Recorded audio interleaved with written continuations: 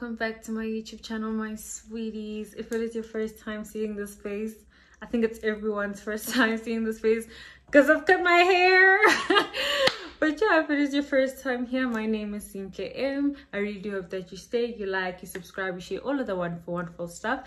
And if you're back, baby, and you're better, baby, like me, I absolutely love that for us. So first of all, I've been gone for a very long time off of YouTube, and that's mainly because I have this guilt that I should prioritize other things in my life, such as school, over YouTube. So I told myself that if I get things aligned at school, I'll do YouTube, which it's kind of insane because YouTube is kind of my safe space. YouTube is my hobby, it's what I enjoy to do. So it's like, so then when are you doing things that you actually enjoy doing? You know what I mean? But anyway, yeah, today's video is going to be quite a serious one, but I mean, me being me, I'll definitely throw in a joke here or there. I should give a trigger warning if you're someone who is affected or is sensitive to the topic of depression and anxiety. Maybe this video isn't for you. But yeah, this video is a life update, and as you've seen from the title, I have taken time off of school because of my mental illness. So I just wanted to talk about that a little bit, just because, you know, I tell you guys kind of everything that's happening in my life. And yeah, so I wanted to just dive into it and really have a chat about this depression and this anxiety. What is it? How does it affect one's life? And maybe after watching my video, you'll see that you should maybe get help of your own, because yeah, mental illness is a pandemic, or it's an epidemic. I forgot which is which, and I don't think we speak about it enough, and it's led me here, so I thought I would share. So like I have said, I have officially taken a leave of absence from school. This is something that had to be obviously kind of approved by registrars, our faculty registrars, and also be backed up by kind of my doctor's notes and stuff. So yeah, I just want to talk a little bit first about depression and anxiety and what they can and, you know, do, and then I'll talk about my story a little bit. So first things first, one thing I want to talk about, and one thing that is very much misunderstood about mental health, is the fact that there is a difference between suffering from depression and feeling depressed. There is a difference. Please go away. There's a difference between being clinically diagnosed with depression and feeling depressed. There's a difference between being clinically diagnosed with anxiety and feeling anxious. There's a big difference, you know what I mean? The example I like to make is of asthma. People who are diagnosed with asthma, they have asthma, but you can be someone who experiences shortness of breath, which is a symptom of asthma, without having asthma. So I'll give you an example when it comes to depression and anxiety. When it comes to depression, you will have the symptoms, which vary for different people, and they show themselves and present themselves in different ways in different people. And then there's feeling depressed, which is absolutely normal, you know. So you can have days where you feel down. Let's say if your boyfriend breaks up with you, or your friends turn on you, or you have a fight with your parent, you're gonna feel sad, you're gonna feel depressed, you know. That doesn't necessarily mean that you have depression. Depression is an illness, guys. Depression is it's like having diabetes. It's an illness. It's like having asthma. It's an illness. Depression is an illness of the mind where certain hormones that need to be in your mind to help you function are not there. And your mind affects everything. Do you know what I mean? And that's the same with anxiety. So I was found to have levels of depression and anxiety when I was 13 years old. And over the years, they've been presenting themselves in different ways. In 2016, I used to get panic attacks and I would faint. So my panic attacks would lead to me fainting. But yeah, I started going to therapy in 2019 when I got to first year because it was just a lot. I started to isolate a lot. I wasn't really making friends. There were a lot of financial burdens. So I fell into a depressed mood, I could say.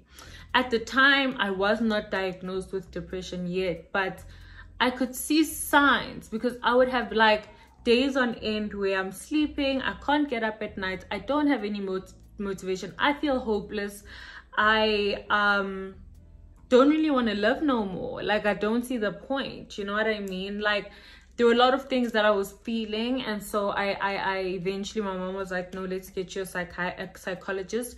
And I went to see a psychologist, and the first thing my psychologist diagnosed me with was anxiety. Because one thing about anxiety, so what anxiety does, right, it literally, guys, people who have anxiety know your palms will sweat and your heart palpitations will come and you start to feel hot and you're uncomfortable and you're a little bit jittery and you're a little bit irritable, you know what I mean? So yeah, that was the first thing he saw in me, my first psychologist, is that I have generalized anxiety disorder, just because I would literally get a panic attack all the time. When I tell you I would wake up from a dream and have a panic attack, I could be writing. One time I was writing an exam and I had a panic attack. Like, I am like, literally, I was just having panic attacks left, right, and center. And so, because also what anxiety does is that it tells your brain that anxiety does the same thing as, it tells your brain the same thing as if there is literally a lion running towards you. When there is a lion running towards you, your brain will obviously go into fight or flight mode, you know what I mean? That's exactly what anxiety does, because it looks at a situation, it perceives a situation, and it looks at that situation and says, this is very big, this I'm not gonna survive, so let me fight or flight, you know what I mean? It's quite a crazy thing, you know, but it's, for me, it shows how real mental illness is because of what it does to your body, right? So that's just a little bit of a recap on anxiety and depression. Now let me talk about my story. This year started, I was fine, I was happy, you know, I was okay. I was okay. We all are in the new year.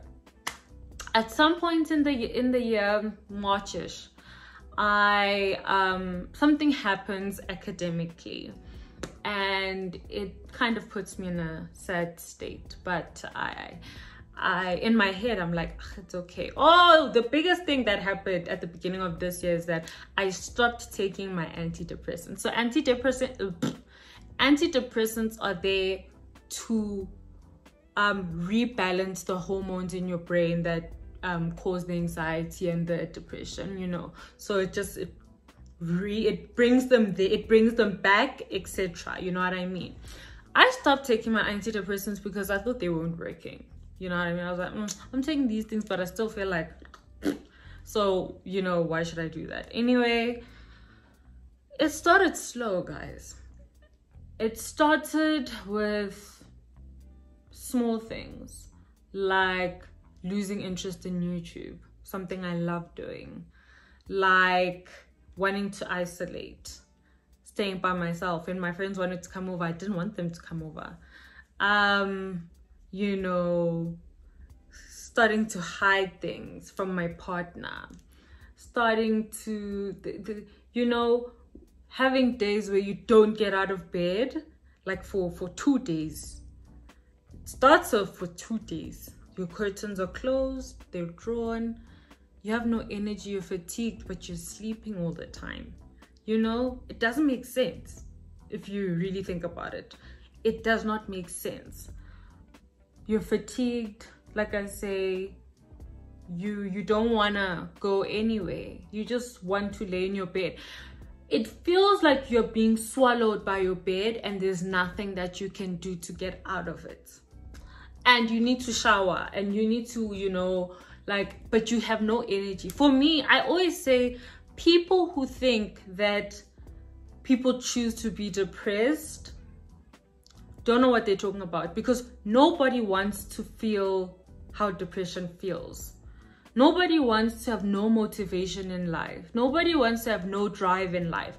Nobody wants to be sad. Do you know what I mean? And continuously so. Nobody wants to, especially when you're someone like me. I get my energy from being productive. If I'm, you see, even today, the reason why my energy is high is because I went in the morning, I went to go get my nails done, I got my hair cut, you know what I mean? I was productive, so I have energy. So when I'm not productive, I have no energy, and a lot of people were interpreting that as I'm lazy, and I was like, I'm not lazy. I know myself. First of all, when I open my books and I study and I get the work, I feel so good about myself. So why wouldn't I want to do that every single day? It's because I cannot do it every single day, and that was hard for me. So one day turned to 2 days of me not going, like not leaving my bed, you know. I would literally leave my bed to go to the bathroom, barely eating one meal a day, you know. It started off like that, and then I was put back onto my antidepressants because my psychologist, my therapist said to me, I don't see any external factors that are making you sad or down. I think right now we are dealing with it at a biological level. We need to readjust, figure out what's going on in your brain and give you the right hormones, right? So yeah, by the time I go back onto my meds, the side effects of meds, in case you guys didn't know, the antidepressants and any mental disorder meds have a lot of side effects. So I had insomnia and I was extremely fatigued during the day, but I wanted to sleep. I isolated, I just isolated. I didn't want to, you know, I remember there was a time even when for 4 days straight, I only left my room to go and pee. Like, I'm not gonna lie to you, I felt like my room stinked. Like, because I mean, it's been 4 days, babe. I feel like my room was saying to me, babe, it's been 4 days, you haven't done the bed, like, what's going on with you? And unfortunately, in a degree like medicine, you lose 1 day and you've fallen behind. You can ask any med student. You lose 1 day and you've fallen behind. And at some point, I was depressed for weeks on end. I could barely, I couldn't concentrate for more than 10 minutes. I couldn't, guys, I couldn't, like, even sitting in a class, I'd be jumpy.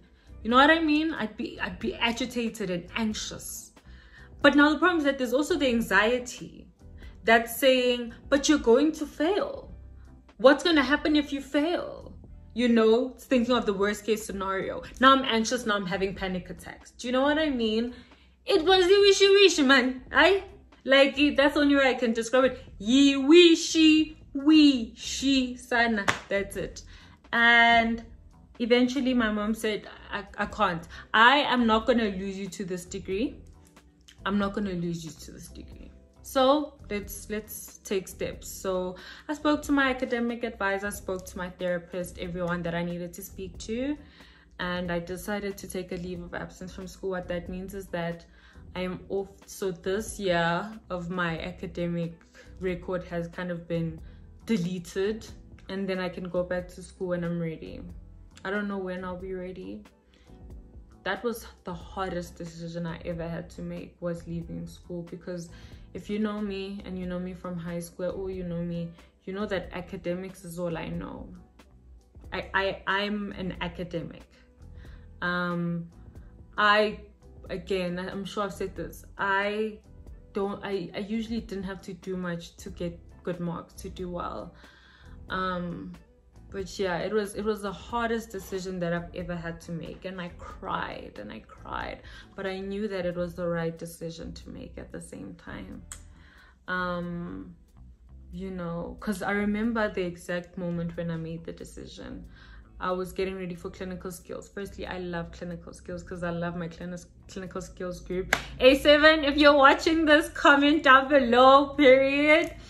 I love my clinical skills group. When I go to clinical skills, I feel like my energy is revived and I'm feeling good. You know what I mean? So I was getting ready for clinical skills. It was a 30-minute lecture. It took me about an hour and a half because I kept getting distracted, kept having to go back. My memory, I couldn't remember. I remember there was a time I was writing an exam. I studied something the night before. When I woke up in the morning, I couldn't remember. I could remember what page it was on. I could see it. I remembered myself studying it, but I could not remember it. And those are some of the things that anxiety and depression do to you. They make you forgetful. Guys, I'm the most forgetful person in the world, and I'm only 22 years old. Do you know what I mean? Like, my mom tells me I'm forgetful. My older sister tells me I'm forgetful. You know, like, it just got bad. And I was like, I need to put myself first. Either it's gonna be this degree or me. Ikwana, but something's gotta give. And I had to choose me, and I chose me, so I left school. As yes, you've seen in the title. But I'll pursue YouTube. I'm not sure when I'll go back to school, but I definitely have plans to go back to school. My family has been extremely supportive. You know, even the process was hard also of leaving school, but my family has been extremely supportive. I struggled a lot after making that decision, and I was institutionalized. But I got so much help while I was in hospital. So I was at a psychiatric hospital, and wow, guys, I got so much help while I was there. And I'm grateful to God for taking me to that one specifically, because I wanted to go to a different one, but I had to go to that one because I met the most amazing people. I have now the most amazing doctor, and I feel like he hears me and we hear each other, and you know, like, I'm going to get better. I finally feel like I'm going to get better. This illness that has taken so much from me, and it really, really has. This illness. But nobody asks for it. Just like nobody asks for diabetes. Nobody asks for asthma. Nobody. Yeah, and while I was in hospital, there's a whole lot of things that were found out. I found out I am pre-diabetic, blah, blah, blah. Yeah, there's a lot going on, but I am trusting God with my life. He wouldn't lift me up to let me down. He wouldn't give me these dreams and aspirations if he wasn't going to see me through. Yes, my journey has now taken a detour, but that's okay. Yeah, it's okay. I'm okay. I want you guys to know that I am okay. And I think I'll be back on the YouTube streets. Yeah, I think I'm back for a little while. So yeah, if you've gotten to this part of the video, thank you so much for watching and listening to me rant. I love you guys so much. You guys don't even understand. I don't even know y'all, but I love y'all. Bye.